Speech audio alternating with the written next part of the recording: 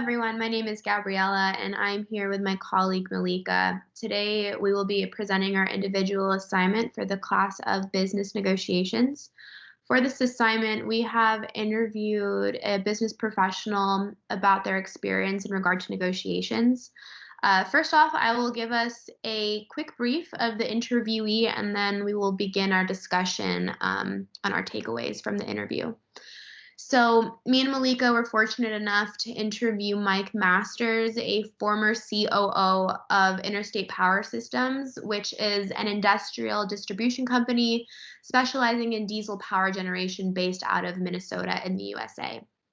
The company was worth roughly about $800 billion annually.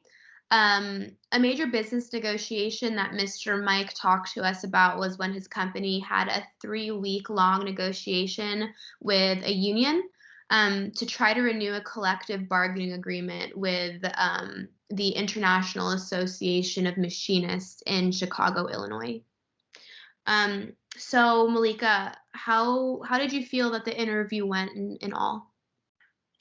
Well, the interview gave us some really practical insights that will be useful in all types of negotiation.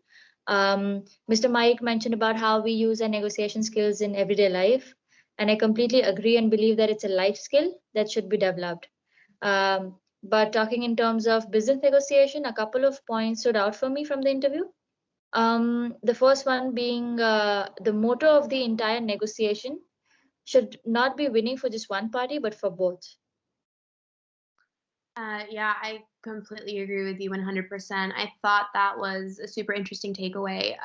So let's have a look at what Mike said in regard to that.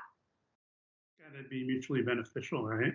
I mean, you've got to have a win-win outcome where both sides get the things that are really important to them and the things they really need.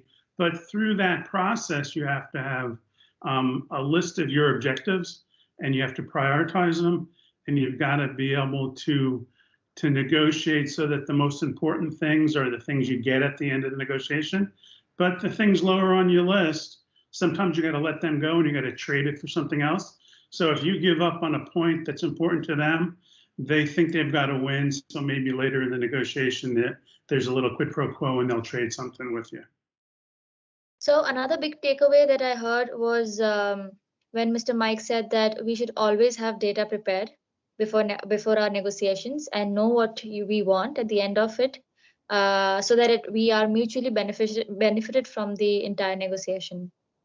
Yeah, absolutely. Being prepared should be the first step to any negotiation from, of course, what we learned in class. We as business professionals need to know what we want. So let's hear what Mr. Mike had to say about that. I tell you, it can be really interesting. It can be fulfilling, but it's all in the preparation, right?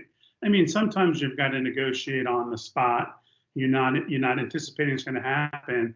But whenever you have the opportunity to prepare, have the data, get all your priorities in order, I think preparation for any formal or important negotiations is critical. Okay, so was there any other takeaways that you might have had, Mallika?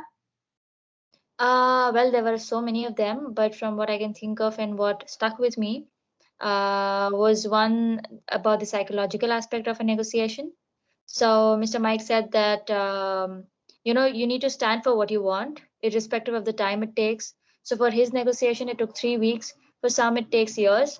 But we need to stand with what we want. And that's an important takeaway, I feel. 100%. So let's cut to what Mr. Mike had said about the psychological aspects of negotiation. So, we had some of our folks were getting a little impatient about getting the negotiations completed. So I had to talk to them about being patient. You don't want to rush it, because if you rush the negotiation, you may not come out with the best outcome for yourself or even for the opposing side. So we just they had to get settled down, realize that I had done this before and our director of human resources had done it before. So when we got the team all on the same page, we took our time and had some patience. The challenging psychological aspects was one of the shop stewards was our employee, had the lowest productivity in the representative group. So I could tell, was frightened that if he gave in and gave us these productivity guarantees or improvements, that somehow he would personally not benefit from that. So there was some fear on his side, and we had to work through that during the So, negotiation. in conclusion, I believe that me and Mallika really learned a lot from Mr. Mike. Years down the road, if we ever look back at this video, I believe that the advice will still be extremely relevant, just as all the material will be extremely relevant from what we learned in class as well.